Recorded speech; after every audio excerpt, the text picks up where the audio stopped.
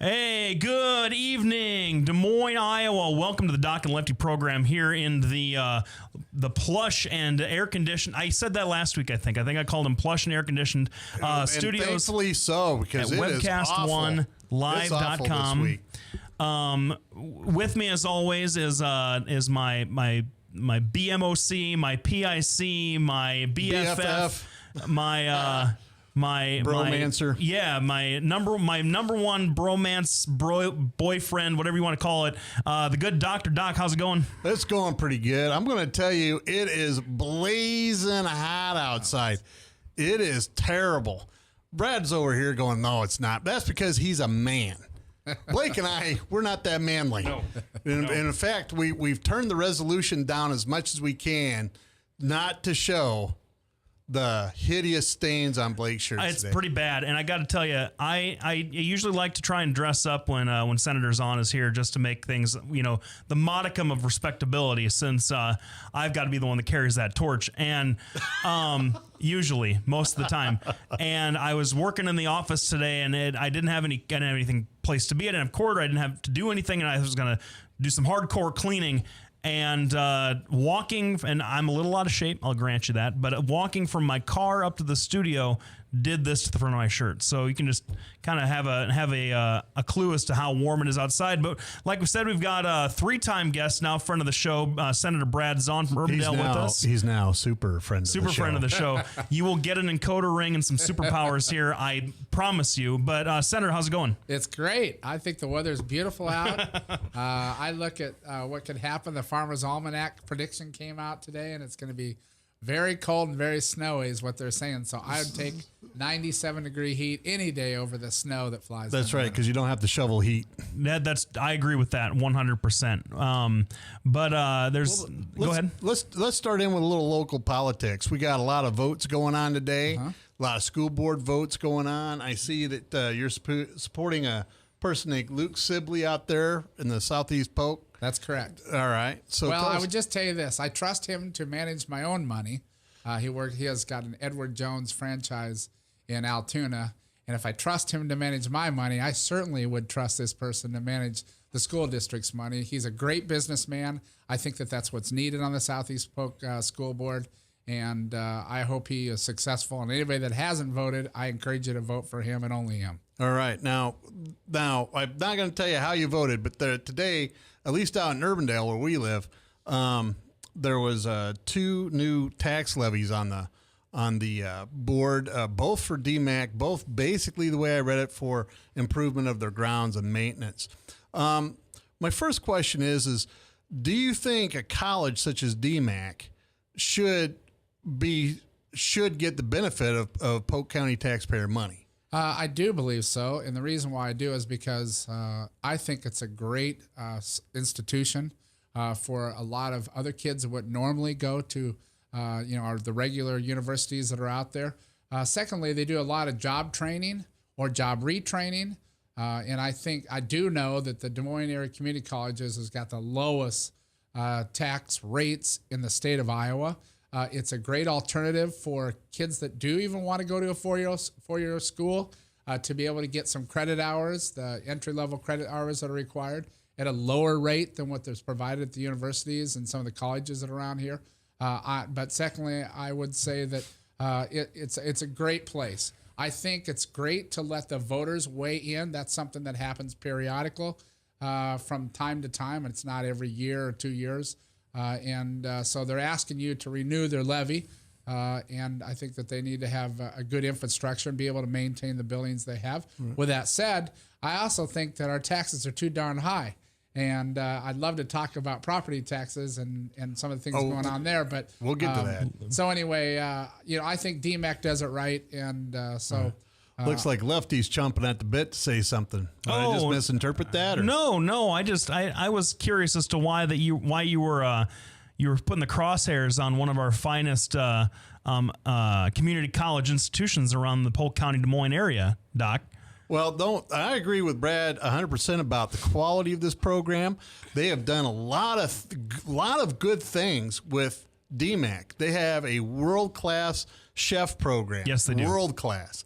And they have, oh, by the way, I got a bunch of friends who are graduates of that. oh yeah, I got a boy of mine who's graduate of that, Oh. So, and then October 19th, they have their big feed up there. So that's always great. But their criminal justice program is bar none, I believe, the best in the country. They get all kinds of speakers from around the country, around the world to come speak. My issue is, and I agree with Brad, one, our taxes are too high now. Number two, at this time of continued economic insecurity, DMAC is one of the few places that I think continues to be successful, and I really don't believe that they need taxpayer help at this time to keep improving their infrastructure. They're always doing something up there at DMAC. Well, little news flash for you. All of these colleges are reliant on taxpayers' money, All of them. except for the private ones. And I think it's an alternative. You look at the per credit hour that they charge at Des Moines Area Community College, it's the lowest in the state of Iowa. With that said, I'd love to talk about K-12 and some of the spending that's going on there. I do recognize that we got a lot of problems in our education. I think we're fortunate in the state of Iowa to have our community colleges. I have a son that went for a year to try to save some money to transfer to a 4-year university. So I think it's a good institution, but I'm always wary of someone asking me for more tax dollars. But what that was is it was just an extension of what's already in place. And you went to UNI. I didn't go to UNI. I went to Luther College. You went to Luther. Drake. I'm sorry. I thought you went to UNI for some reason, but you have family and you support UNI. Yes, I do. I completely blew that. Well, anyway, as somebody okay. that went to 4 years at the University of Iowa, so you got a guy, Hawks. you got a Go Hawks, right? Yep. Hey, Go Hawks. Iowa State, Jake Rudock. That's all I got to say. But someone, we got somebody that went to a 4-year state school here. We got somebody that went to a private school in Iowa, and I can tell you that the community college program that has really been bolstered over the last 10, 15 years. It used to not be very good in Iowa. The community college infrastructure wasn't very good, and we spent a lot of time, a lot of investment. I would say even longer than like maybe the last 20 years in beefing that up. I know the Kirkwood Community College in Iowa City has seen some vast improvement. DMAC the same way, and I can tell you that.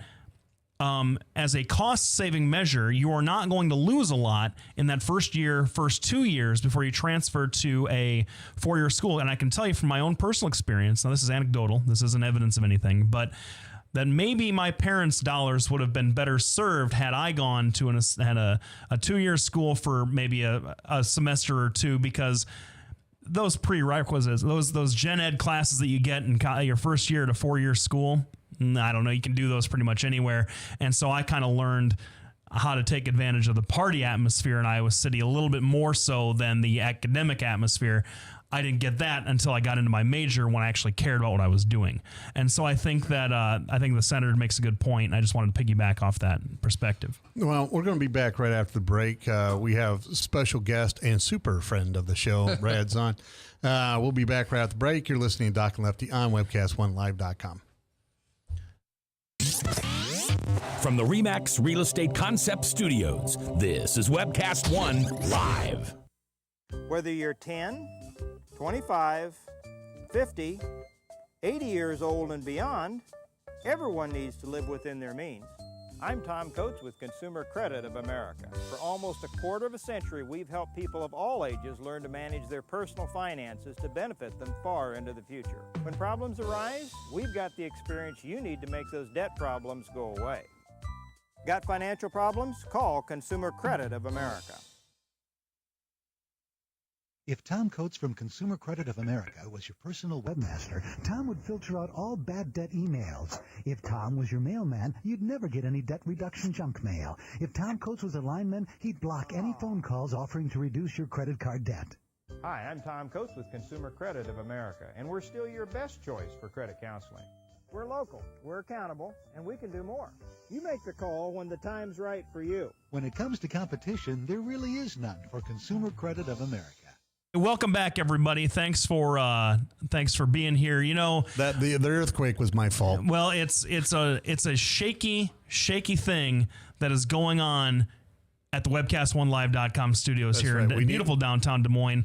We want to thank our sponsors here, and we got just a friend of the show, super friend of the show, Senator Brad Zaun, with us for the entire hour today. We're talking education in this first few segments, and Senator, I know that one of the things that you have campaigned on consistently throughout your time in Iowa politics has been K through 12, our primary education, secondary education in this state. And so what are some of the things that you've seen this summer? I mean, I know that you start in what? A couple of weeks, right? You're back to work relatively quickly. No, we start in January. You start, okay, January, all right. I thought you all were going to come back for a session in the fall. We were if we didn't have the education reform done, and then there was a lot of discussion about expanded Medicaid. Yeah, that's right. We handled all that during That's the right. session. That's right. We're a little bit behind, but what have you seen over the summer that maybe some of the, I know it's probably too early to tell on some of the reforms that were passed in this last session, but what you've seen that you're encouraged, what needs more improvement, what you're going to be working on in January?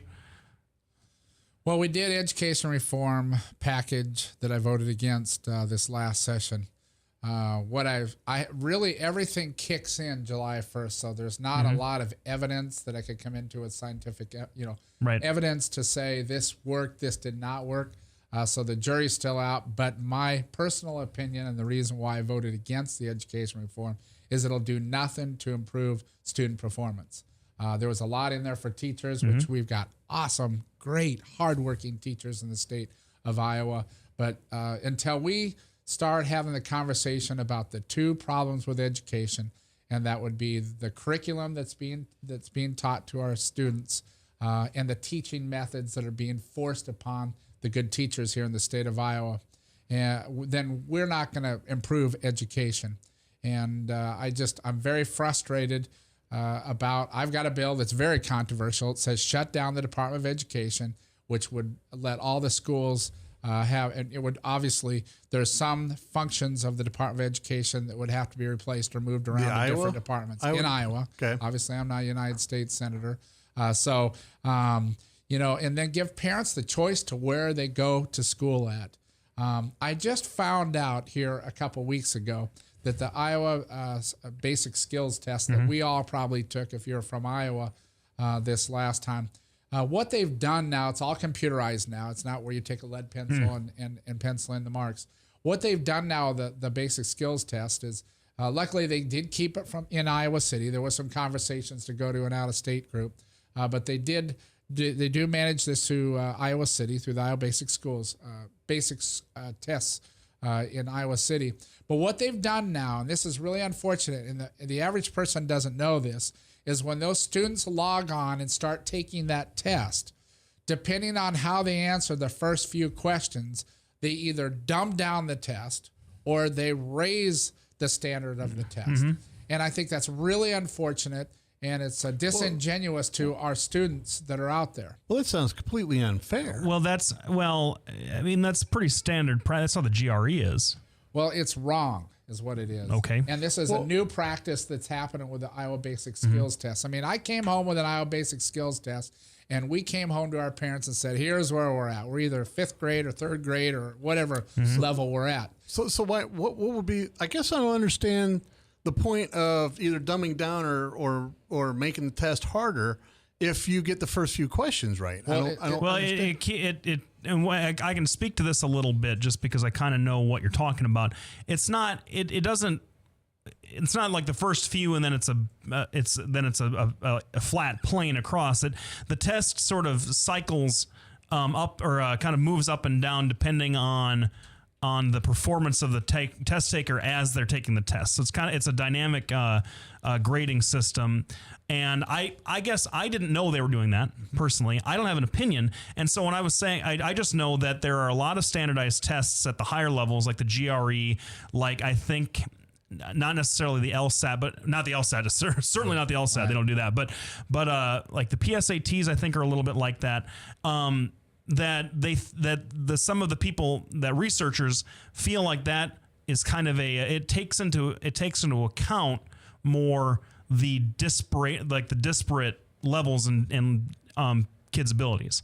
I don't know anything about. I can't. So do you give get an less opinion, of a but score if they dumb down the test, or do you get a higher score, or is it you get does the it work same. the other way? They get the same score. And I think.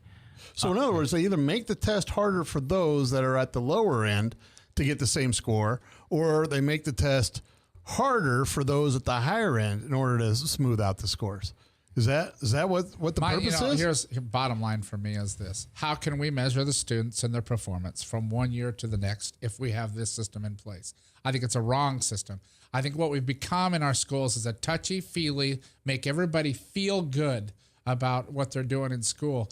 And when I meet with employers, which I do from occasion, certainly when I was running for Congress, a great example is there was a Pella manufacturing company. I'm not going to name the company, that told me the biggest challenge that they have is that kids that come out of school, high school or college, that they have to pull them aside for 2 months to do remedial training of the basic skills that we expect our schools to provide. And so we got a big problem here. Education is the 800-pound gorilla in our budget. We medicate, we educate, and we incarcerate. That's basically what we do. That's where most of the monies come from, right. Our tax dollars. It's 60% of our budget is education. What I've seen as a trend, and I've been in the Senate for the last 9 years, is that every year I've been there, we have increased funding for K through 12, but performance goes down. Now, I will have to recognize that there has been some leveling off that's been going on, but we are getting our rear ends kicked in student performance. And I would give you just an example. We all talk about the United States, Midwest, that kind of stuff. In India, you are told, and they do things in the old school way with discipline, uniforms, and everything like there in India, but it is mandatory in 5th grade that you take calculus. That's where we're getting killed here in the United States. And so I really have a problem with, changing these standards. And of course, we know that the teachers are teaching towards those tests. I don't know. I'm old fashioned. Yeah. I think you're a lot younger, but Pat and I are about the same age. I mean, we were taught the basics, and it just seems like that's missing right now. We have got to talk about the core curriculum, which is a failed curriculum. I voted against it 7 or 8 years ago when it came through. They've been tested in Washington. It was a failed curriculum. It teaches different, we got away from phonics, which we know works, and then we do new math and some of these other curriculums that are out there. The teaching methods that are out there are strapping our teachers down, not to mention the paperwork, which the paperwork comes from the Department of Education out in D.C. as well as the state of Iowa. I truly am very passionate about education reforms to allow parents to pick the best schools to send their kids, public or private. I don't discriminate against one. There's a lot of good public schools that are out there, but the bad ones need to close. Now, there was a lot of people that were upset about the charter school, which charter basically unties their hands on some of the regulations, gives them more freedoms. Where everybody was upset about the charter school that the Des Moines School Board closed on the east side. I'm saying, hooray! Close these bad schools down, and let's keep, let's invest in these schools that have higher performance.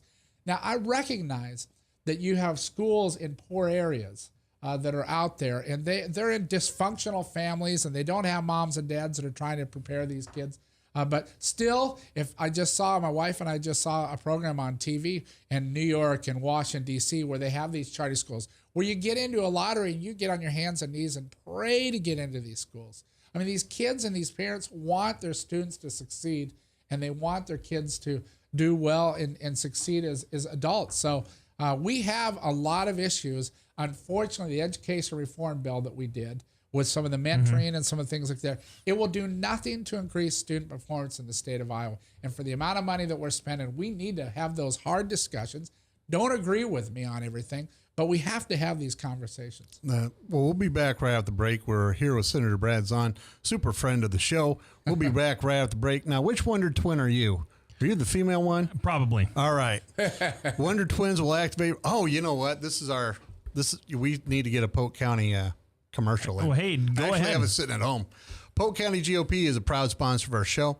They have we just had the picnics this last weekend. It was pretty good. Brad was out there, hobnobbing. Nobody works a crowd like Brad Zaun. I'm going to tell you. And, I've seen it. Yeah, I'm it's saying amazing. because they're all my friends. They're all his friends. And Makes it easy. We got to listen to the Senate candidates. We got to, at least I got to listen to Matt Whitaker flip flop on Obamacare about how you can't defund it, but he's going to vote to defund it. And, and then we got to listen to Joni Mitchell, not Joni Mitchell, for Joni Ernst. Joni Ernst from way back when. Well, no, not Joni Ernst. Oh my God! I should have just stayed with the stinking commercial. It's Joni Ernst. She's a state senator, and she serves with me. And, yes, but she decided that she was going to reverse her stance on not reverse it, but she was going to reduce her from 3 terms to 2 terms, term limits. Oh, so she did that. That was pretty interesting. Anyway, these are the kind of interesting things that happen. Sam Clovis was there. David Young showed up and basically, to my eye, said, geez, I'm a political insider. I know how things operate. I would like to represent you. And I'm not quite sure how that played in the crowd. The people I was sitting around wasn't too good. But they have a whole bunch. They have several West Side conservative breakfast clubs coming up that they occur on Wednesdays, every other Wednesday. They also have the Rob Kelly dinner coming up in November, and that's going to be Senator Ted Cruz is coming. I think that's what Daryl told me when I saw him at the picnic. Anyway, it's a great organization, PolkCountyGOP.com. Phone number is 280-6438. From what we were talking a little bit before the break about K through 12 and how really there's a couple of things that Brad talked about in the last segment that disturbed me. It seems like these tests are now much more like social engineering. You need to be able to take an accurate study of where your children are, and whether it makes them feel bad or not, you need to be able to say, listen, this is where you're not doing as well, and here's a plan that we can do to make you go better and have better scores and do better overall. The other thing is there's a lot of changes in our school curriculum from when Brad and I grew up. And when we grew up, Iowa was number 1 in the U.S. and U.S. was number 1. There was something that worked well with the way we did it that isn't working well now, and that's clear. Iowa's 28th, and U.S. is 35th in the world as far as education. And I just stop and I think this is incredible. We have places like Malaysia beating us, and that shouldn't go on. Well, okay. I guess from a ranking in the U.S. and the world, I mean, I think that sure you could suggest that there's some slippage or some outright the bottom falling out. You could also say that a lot of the rest of the world is catching up, and that's good for the world as a whole. As far as the curriculum changes and sort of the reaction to them, this is my biggest problem with the conservative argument that hasn't necessarily been articulated here today, but what you hear a lot from conservatives and Republicans about how to fix education, and that is to toss the whole model out, just junk the whole thing and start over. And what I want to kind of just maybe proclaim from the rooftops is that we have this notion of America as this powerhouse from about 1949 to now, and while we were becoming that powerhouse post-World War II up through the 50s and the 60s, most of the schools were public schools in this country. The success and the country as a superpower was born on the backs of publicly educated kids. You were a publicly educated kid, I was a publicly educated kid, and you were a publicly educated kid. I was not. You were not. You went to a private school. Correct. Okay. So we got 2 out of 3 that went to public schools, and those 2 are now professionals in our community. And I think that the continued denigration of what public schools have done throughout history and even today is troubling to me from the Republican side. Number 2, there are things that definitely need to be changed, and I would not back away from that. And one of the main things that and it sounds kind of dumb because it's not a big policy point, but why are we still having a summer vacation? a 3-month summer vacation in 2013. More and more kids are now. I mean, we did it because of agriculture, and I'm going to get in big trouble with farmers and ranchers and all the agricultural folks in Iowa because it's still a gigantic part of our economy and our population. But I can tell you, I've got my dad as a teacher for 30 years. My ex-wife's a teacher.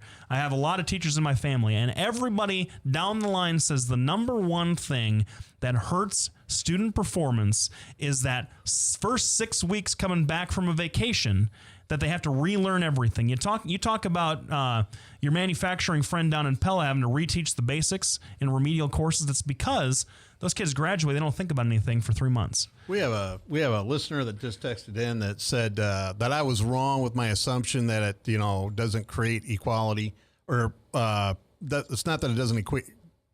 You all know what I said. Yes. So he said it is an iterative algorithm. I asked him what that was because I have no idea. And basically, this guy's a university level professor at a respected national university. He says it actually is better at establishing a range with accurate lows and highs, and it determines the pattern of performance more quickly than standard testing. So this is from a person that's a professor that obviously understands what's more so than I do. So I just figured I'd pass that on. One of the things, and I know we have Brad Zaun as a guest, but one of the things I'm going to say to Lefty over here is you have to look at what the results are. And the results are, comparatively so, we have been falling and falling and falling since we started adopting these new procedures. I understand, that, the biggest challenge is first 6 weeks back. But if these kids are taking a month off in the middle of summer now, some of these kids that I see, the teachers are still saying, well, we have these 6 weeks is still a problem. So unless you go to school year round, that particular problem isn't going to be big or isn't going to be resolved. Plus, the problem isn't that big. No, that was only one of the things. One of the things that I was sort of talking about. I wasn't talking about that as like the sole reason. Well, because we've had that. That's also an old school thing we've always had in this country is the summer break because we used to be an agricultural country. My biggest, and I wonder, and I'm going to toss this out to my conservative friends here. Do you suppose that some of the problems with public schools started to happen when political operatives seeking political advantage started throwing their weight behind private schools and private education and pulling away some of the best performers from public school, thereby tanking the very program that they hate, just like you're seeing in the folks that want to defund Obamacare, just like the folks you want to see who want to defund Social Security. We're going to let Brad answer that question. Lack of faith in public institutions mean they work less. What do you think? You think it's absolutely not true. I'm not saying that they don't meddle into where they shouldn't be. Oh, I'm talking about Republicans and Democrats. Throw a shot. I throw a haymaker, Senator. I will tell you. He's much more polite than either one of us. Let me just give you an example. I had a forum this last year, and there was a superintendent in the crowd, and he says, we're doing a lot of great things in our schools, and what we're doing now is we're asking our kids when they get into their class how they feel about this class. And what would they change about the class? Okay, I'm okay with the change thing, but how do you feel? I was never asked when I was a kid how I feel about a class. We've just become, we've dumbed down education. I will recognize what you said about the other countries have moved up in their levels because we've become, the countries are striving to do that. And I know that it's a lot more competitive environment than we used to have. But there's a couple things that I would say. Actually, two things I'd say. First of all, the kids and the parents control the schools. The superintendent and the teachers don't control the schools anymore. Because when I got in trouble, I was worried about going home to mom and dad. Now these parents come in and they start arguing with these teachers. I'd agree with that 100%. And they take the kids, little Johnny's side. The second thing is that the ISCAs of the world, the unions of the world, they have got a lot bigger influence in our schools today. I can tell you, any kind of education reform, it doesn't go anywhere. No conversations on anything that happens in the classroom until ISCA in the state of Iowa approves that. And I think they're a cancer to our schools, to be quite honest with you. But I recognize some of the things you said. In regards to summer, we've always had summers. In Urbandale, you as a parent have a choice to send your kids to year-round schools. They do have a year-round elementary school there. So I don't know that I buy that argument. We still have to get back to, and I'm not trying to pick on the public schools. There is no doubt you two, and I could pick out the good schools in the Des Moines area, the Des Moines public schools. I mean, Roosevelt High School puts out some of the brightest students that there are. We got to break in. We're going to take a commercial break. We'll be back here in about 3 minutes. We have a special guest today, Senator Brad Zaun. We're talking currently about K through 12 education. We're going to continue this discussion after we get back because apparently Lefty's going to get on a roll here. We'll be back right after the break. I'm Brian Leach, owner and general manager of Service Legends. I brought along a couple of the home comfort heroes. Hi, I'm Tammy Wells. I am Nick Wondershide. I am administrative manager I am the senior technician from Service Legends. It seems like every good thing, when you feel it to the bone that it's good, there's a lot of hard work put behind it. I don't think that you can fake it and have it turn out good. You know, if we seem like, okay, that's just weird, it's just a furnace, why would you believe so deeply in a furnace? It's not just that, you know, we want to show the world that you can have good service. Yeah, I mean, it's got to be, it's your home. You know, it's built into our daily trainings, it's built into our culture, that we're gonna do whatever it takes to have each client say they love us, period. That's why we spend all the hours in the training that we do. And if we guarantee it's gonna be a good experience for you, or else it's free, what type of work do you think we're gonna do? There is a guarantee. Temperature selection guarantee, fixed right or it's free guarantee, comfort guarantee, best value guarantee. All of these guarantees hold us accountable to ensuring that we exceed your expectations.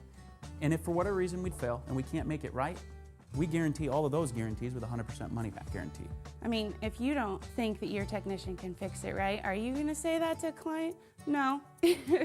You don't have to worry about having a technician come to your house. We drug test, background check all of our team members. We put safe people in your home. Each and every one of our service techs, 400 hours a year in training. You tell it the minute they walk in the door. They know what they're doing, they've done their homework, and they actually truly care about what you want. Because at the end of the day, you're the person that makes sure I have a job. They're gonna be listening. They're gonna wanna know what your challenges are. Then they're gonna come and give you options, and you get to choose. If I'm there to help and I make it easy and painless, I did my job right that day.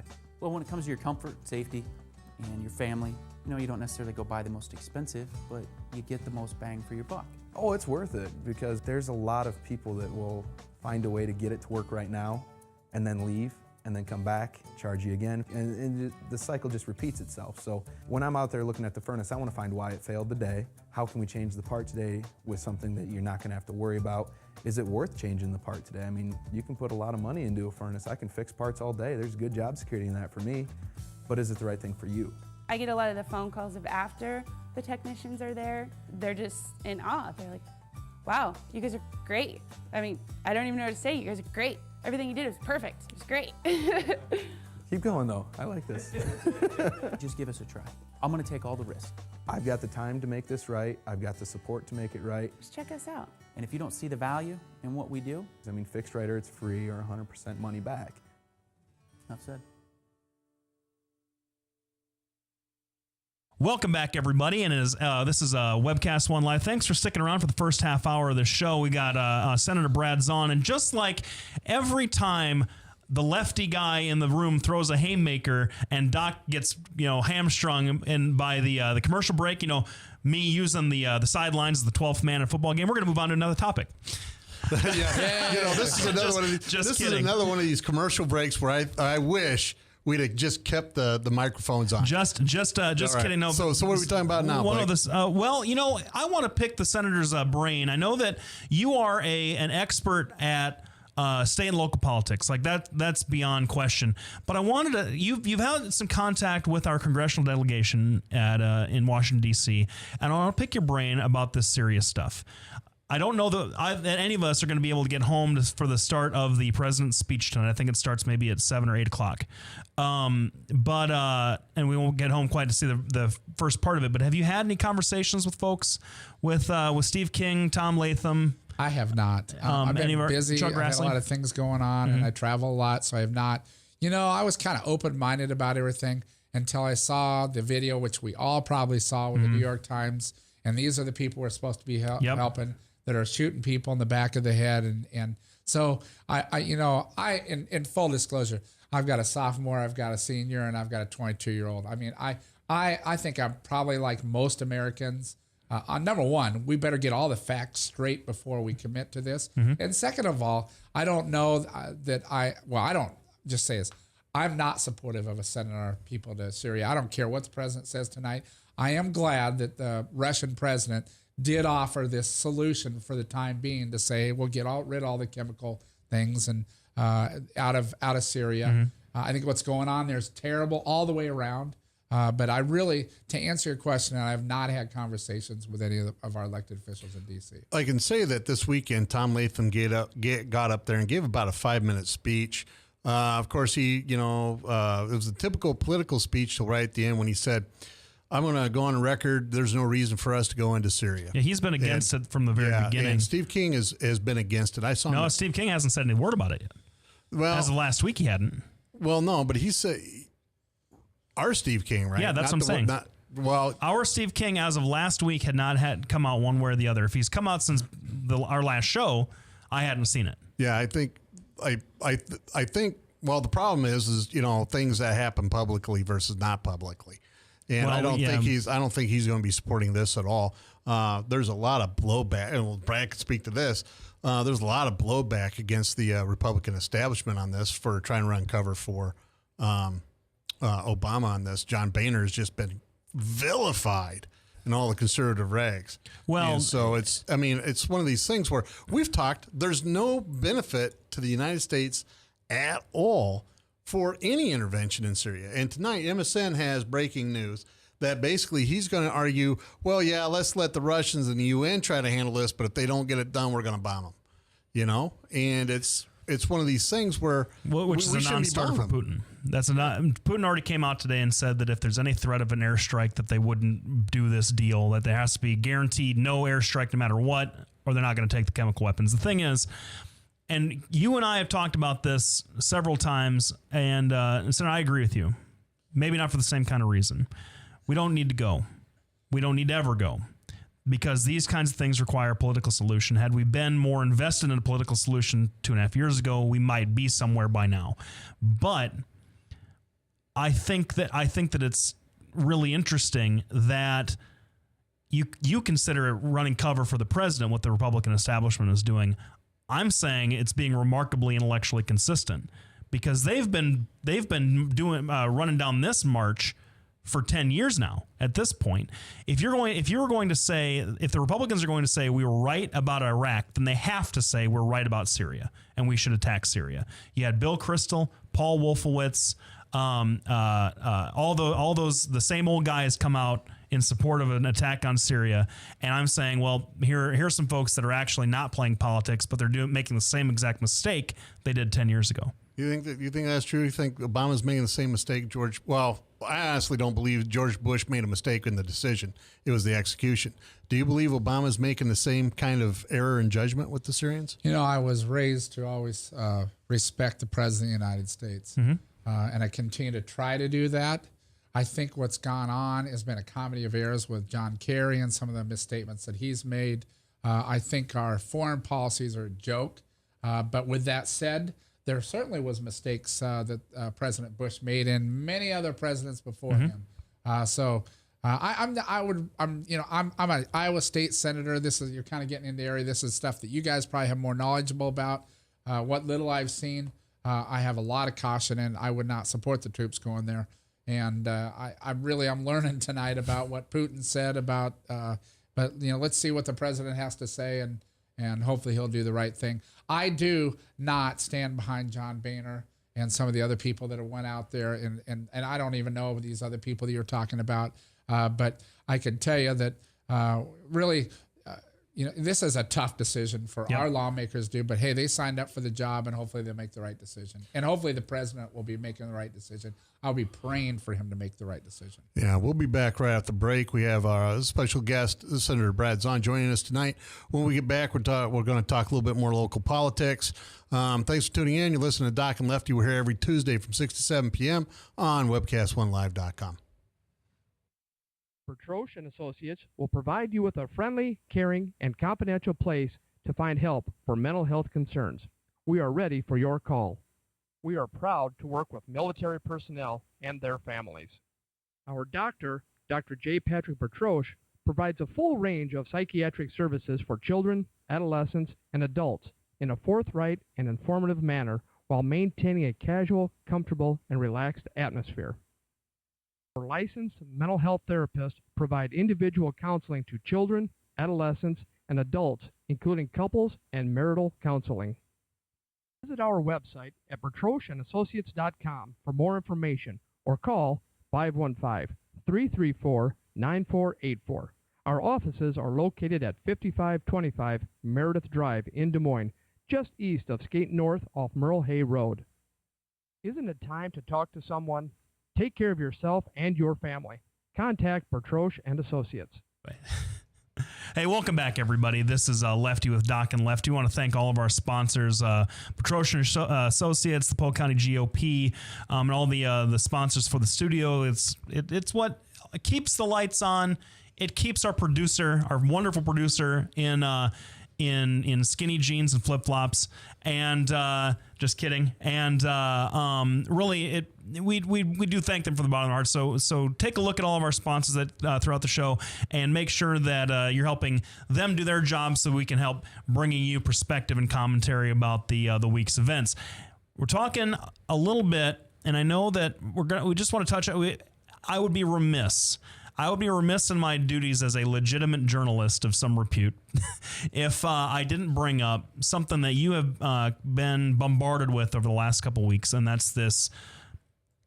I'm not going to say what I really think it is, but it's an investigation into State Senator Ken Sorensen out of the Lynn County area, and some of the things that were going on with him.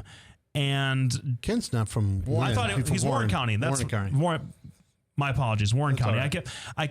I get them confused all the time because they're so close together. Anyway, you've been involved, and you've made some statements. You've made some in some interviews, and I wanted to know if you wanted to clarify anything that you've said, anything that you've gone on the record as saying, or if you have anything that you are able to share with us, because I know that you're involved a little bit, and since he is a colleague, I know that you also don't want to get too deep in the weeds on this. Well, first of all, I thought you were going to talk about traffic cameras. We can talk about that. We can talk about whatever you want to talk about. I will tell you this I do not regret anything I've said. Mm-hmm.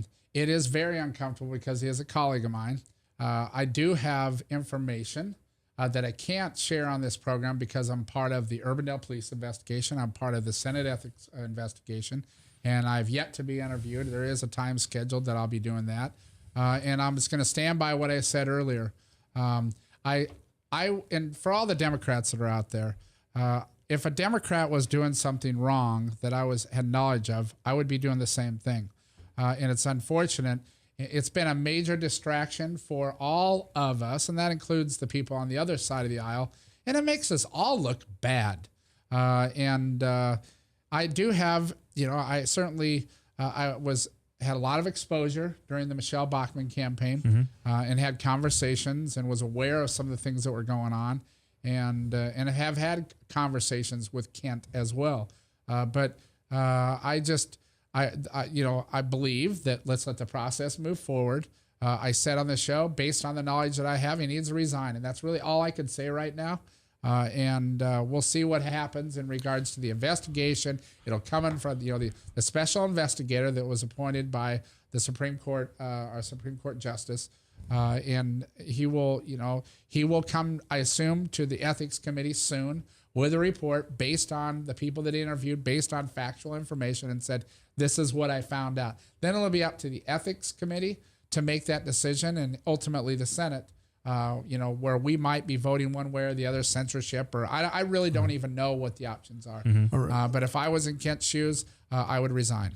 I have a couple of questions. I guess my first question is how much damage do you think this entire scandal did to Michelle Bachmann for her presidency and her subsequent congressional run? And I guess that's my first question. She's out. Well, she's out. She's not going back. The first that I would say, but she beat this guy just barely, though. Well, first what I would say is she always argued these points that what Kent has been accused of. And then I'm not going to get into the weeds here, but I certainly don't think it hurt her reputation. And it certainly has not brought a bright light to the Iowa caucuses process. I mean, this whole thing was started back with Ed Fallon when he was governor. I know he's got a show here, but I mean, the Democrats wanted to get to him because he was making money off of his campaign funds. And so then they voted for a bill.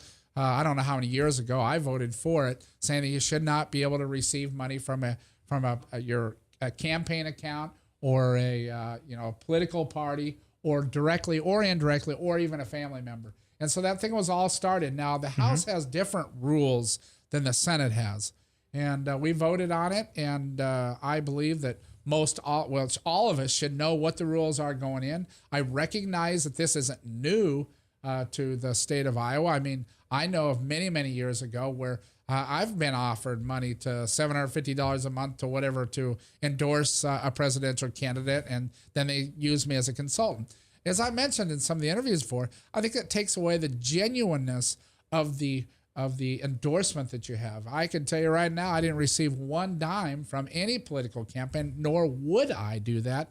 And actually, I lost money because I was, taking money out of my own pocket to help out with some of the my own personal travel expenses. Now, if the Senate Ethics Board finds Senator Sorensen not guilty, or if they say, listen, if they do anything less than remove him, I guess is my question. How much damage is that going to do to to basically Iowa politics, and particularly the Republican Party, if they don't censor him somehow? Well, I don't know the answer to your question. I think we just got to let it play out. Just got to let it play out. All right. So, well, that's all we're going to ask about Kent. Yeah. So we don't want to get too far on a limb. We have a super friend. We've never had a super friend in here today. So you don't know which one he is yet. It could be Superman. It could be. Could be. Definitely not Superman. All right. Well, we're going to talk a little bit about the Board of Regents. Okay. And we were talking during one of the breaks about how it's always a political process. And I guess Blake brought up a point is if maybe it should be less politically motivated. So I guess, if you would kind of take us through, why we have the Board of Regents, and then maybe a way that you would change the Board of Regents. Let's say if you were a governor. Yeah, well, first of all, the Board of Regents been around for many, many, many, many years, and they are the people that oversees what goes on in our university, as well as all the budgets in our university. Now, we appropriate money to them, but then they get in there and they figure out what they need to build, and they make recommendations. It comes to the Board of Regents. They decide what they want to do. How I would change things, all of our boards that the governor appoints, he is by law has to take so many Democrats, so many Republicans, and then he's got some general people that might be in the technical field that they're in. But in the particular case of the Board of Regents, it is partisan. I mean, unfortunately that it is. If you get a Democratic governor, he still has his hands tied, or a Republican governor. My frustration, and I was not trying to be disrespectful to Governor Branstad, because I did the same thing to Governor Vilsack and the same thing to Governor Culver. My frustration is we don't put enough average, ordinary parents on the Board of Regents. I recognize they did add a student on that several years ago, which is a good move, because we need to know how it affects them, because they're in our universities. But it seems like in the past, it's always been more of a political appointee, or someone that helped you out with the campaign, or maybe even someone that donated your campaign. Now, I don't really dig into the dirt, and I know that there was one regent that was voted on that didn't make a lot of contributions. Listen, I sat there and I listened to and tried to remove myself politically to all the regents that were being interviewed in front of the Education Committee. If I was an employer, I would not have hired those people based on how they answered the questions. I thought that the doctor from Fort Dodge, or where he was, and he was a Democrat, did a terrible job with the interview, and really was a very, I thought, I better watch what I say here, but I thought he was didn't really want to answer our questions, and seemed like we were wasting his time. And the other regent that was a current regent, which I have concerns about, because these kids are being strapped with too much money in debt when they graduate. You know, we talk about K through 12 education costs in our universities, which that's what the Board of Regents do. They oversee that, are out of control costs. And the student debt, and every time they turn around, with the exception of this last year, and I was glad that they did decide to level the tuition costs, is they've went up every year. So this one person had a track record for me. And the way he answered his question when he was pressed on a particular issue is, well, I didn't read it because I didn't want to read it because it was bad news. Well, I'm sorry, a little news flash for you. We all in the cheap seats have to deal with the reality of bad news or good news. And so I did vote against him. But, you know, I've been very frustrated. I've been very vocal about the tuition set aside, which is a ripoff to me, as I write the check every month. And I'm not saying I don't want to help out other kids, but they did it in a disguise, and they did not let us know until it became public that they're doing that. Now, they say they're going to phase that out. I'll believe that when I see it. So I've had a lot of frustrations. I've asked 2 questions since I've been in the Senate. A, what's your graduation rate? And B, how long does it take? And to this day, I cannot get those answers back. They kind of live in their own world. And I have a son that's in one of the Board of Regents, and they've got a great education. A lot of those schools do, and you're a product of it. And so, you know, they're good institutions, but we need to have more average, ordinary Iowans on those Board of Regents that live in the real world that we all do, rather than sometimes, not all, very wealthy political contributors. Now, speaking of wealthy contributors, if you're wealthy, you can contribute to the Polk County GOP by going to polkcountygop.com or calling Ryan Keller or Daryl Carney at 280-6438. They are a sponsor of the show. Other sponsors, of course, is my firm, Retrosh & Associates, which is a psychiatric firm for children, adolescents, and adults. You can get a hold of us at 334-9484 to schedule an appointment. We have many good therapists, many specialties. And, of course, Labinas Law Firm. They're over there on the south side, 285-0462 is your That's number? correct. And that's been a number that's been around at least for 35 years. So it's a good number to call. Now, Brad was wanting to talk a little bit about traffic cams, and so do I. So do I. I'm not. Those traffic cams irritate the living bejesus out of me. And I saw 2 different studies that show these traffic cams actually cause more accidents at those intersections. You know, I feel like that we talk about the traffic cams every time we have super friend Senator Brad Zaun on Doc and Lex because he's program. the only guy that's willing to take them on. But the question is, I mean, the first time that you were on the show, we were talking about proposed legislation. Then we were talking about the vote that didn't go through. Now, has there been anything new since you've been out of session that with the traffic cam issue? First of all, I did get a vote on. You did? No, I know you did, but I don't think it didn't get passed. That's correct. The only new news here is that we did find out that in Clive, it is about revenue rather than public safety. That's the new news that has come out. Obviously, that's been confirmed. It's the way they reacted when they voted him out. Then they voted him to turn him back on. $700,000 that the council just said, we got to have. What are we gonna do? We don't have $700,000. Mm-hmm. It's not my number one priority. We have a lot of bigger fish to fry. It is something that irritates me, and I will continue to work on. It's that pebble in the shoe problem. I can tell you know. I remember the last time you were here, I had mentioned that I thought that I'd gotten flagged on that turning onto Hickman by the interstate, and I never got anything. So I must have got the guy behind me. But I can tell you that just the idea that I can't now take a right turn on red where it's allowed, without danger of getting flashed by one of those things, it's irritating. It's the pebble in the shoe. Yep, it's a bad idea. There's a lot of inconsistencies with these traffic cameras, and we could talk all day about them, but I agree with what you're saying. And it really, to me, that's a gotcha cam when they actually change the rules in an intersection saying, no, you can't turn right on red here where you can everywhere else around the Des Moines area. I think it doesn't matter what city it is. And there's a lot of abuses going on. Now, do you know anything about the governor's new health care plan for replace Hawkeye and Iowa Cares? Do you have any? That's still being developed right now. It's like the Obamacare. We don't know what's going on. It's a train wreck. And I did vote against that expansion. our exchanges. It's an expansion is what it is. We're going to throw another 153,000 people on the Medicaid rolls. We probably could argue this all night long. But to answer your question, there's nothing that's been decided. It's all being written right now, which scares me. We need to have us as patients involved in that process, as well as maybe some of the suppliers in the medical field as well. Well, don't you think that the governor should at least ask some of the clinical physicians about what their input should be on this? Yes. All right. Because the governor hasn't. So that's just, what I spent a couple of weeks ago going off about that. Yeah. So what is your number one priority? What is your number one priority for this upcoming session? I'm very passionate about education. Let's talk about it. I'll sit around and talk to you, Lefty, and anybody that wants to talk, and let's see if we could come together and come up with some good ideas.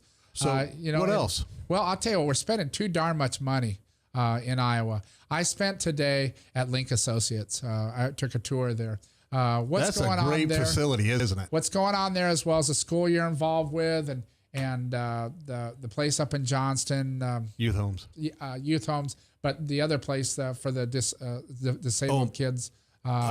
Anyway, here's what I would say is we got our priorities upside down the state of Iowa. We spend a lot of money where we shouldn't be spending money.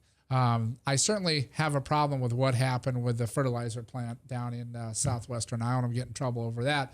But, what I would tell you is we got our priorities really screwed up in the state of Iowa, and we're spending too much money.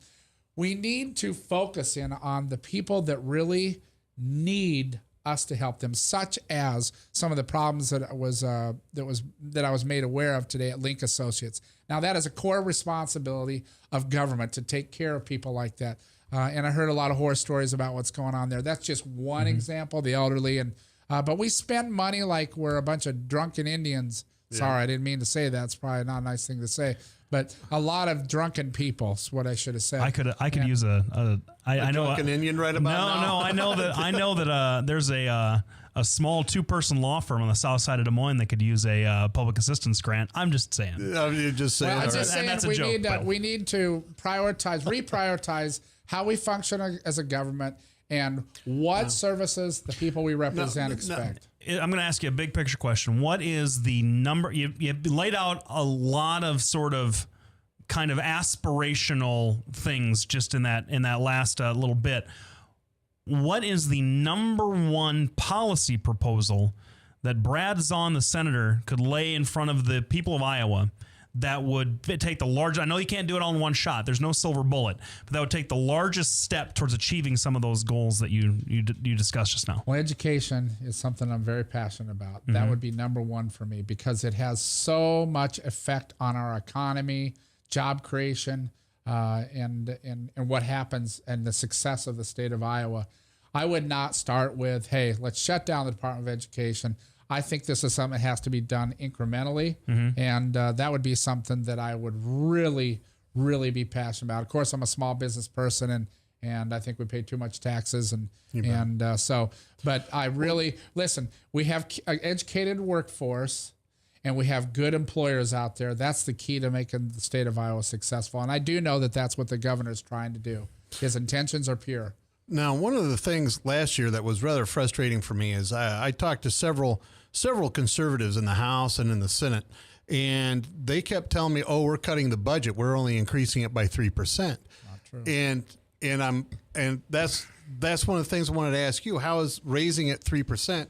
One, cutting the budget, and two, what kind of fiscal conservative principles are engaged in that? There is none. All right. We spent more money than we've ever spent in the history of the state of Iowa last year. Now, you could do the shell game and take it out of reserves and some of the other accounts that are out there, but the bottom line, we spent more money than we ever have in the history of the state of Iowa. I voted against every appropriation.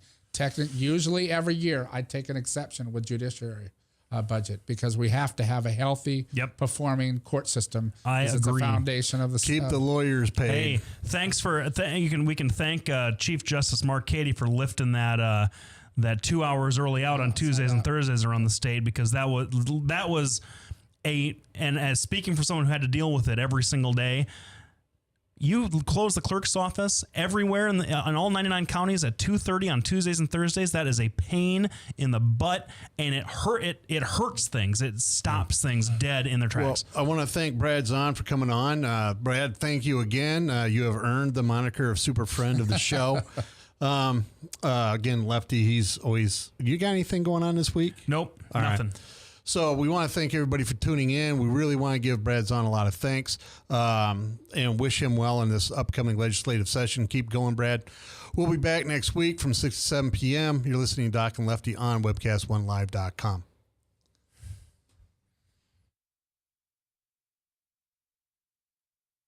Hi, I'm Representative Tom Shaw, and I love these guys. Both of them.